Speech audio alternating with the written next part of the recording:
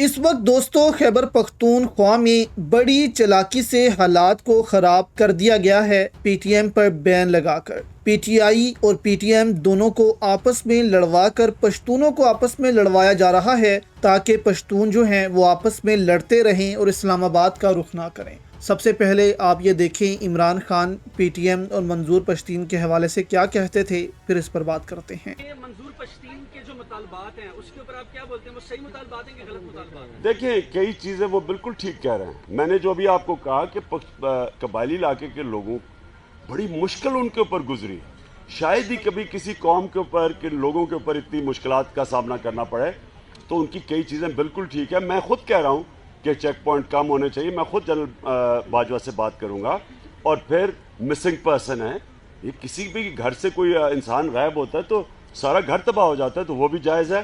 اور تیسری چیز لینڈ مائنز، بالکل ٹھیک بات ہے، تو یہ تو ہم خود اس کو اٹھائیں گے۔ اب یہاں پر دوستوں معید پیرزادہ نے ٹویٹ کرتے ہوئے کہا ہے کہ پشتون کو پشتون سے لڑواؤ، پی ٹی آئی کو استعمال کرو پی ٹی ایم کے خلاف۔ شریف زرداری جرنیلوں کے بچنگڑے محسن نقوی نے گزشتہ چند گھنٹوں میں پی ٹی ایم کو بین کرنے اور خیبر پختونخوا میں دفعہ 144 لگا کر خون خرابہ ہونے کی صورتحال پیدا کی ہے۔ یہ کیا جرنیلوں کے پینک کا نتیجہ ہے یا پھر کے پی کی پی ٹی آئی گورنمنٹ کو پی ٹی ایم سے لڑانے کی ایک گھٹیا سازش ہے؟ ہم 100% یقین سے تو نہیں کہہ سکتے، مگر جس طرح سے یہ سب کچھ کیا گیا ہے اسے دیکھ کے ان کے ارادے نیک نظر نہیں آتے۔ کیا یہ ایسے حالات پیدا کرنا چاہ رہی ہیں کہ گورنر راج لگانے کا جواز بن سکے؟ اگلے 48 گھنٹے علیمین گنڈاپور اور کے پی ٹی آئی کے لیڈرز کے سیاسی بصیرت اور عقل کا امتحان ہے کہ وہ کیا کرتے ہیں۔ تو یہاں پر دوستوں کے پی حکومت کے اندر سے بھی کچھ ایسے لوگ جو ہیں وہ سامنے آ رہے ہیں جو پی ٹی ایم کے خلاف ہی سامنے آ رہے ہیں، جبکہ پی ٹی ایم جو ہے وہ ایک سب سے بڑی آپ کہہ سکتے ہیں کہ جماعت جو ہے وہ بن کر سامنے آ رہی ہے پشتونوں کی، جو کہ پشتون تحفظ موومنٹ ہے۔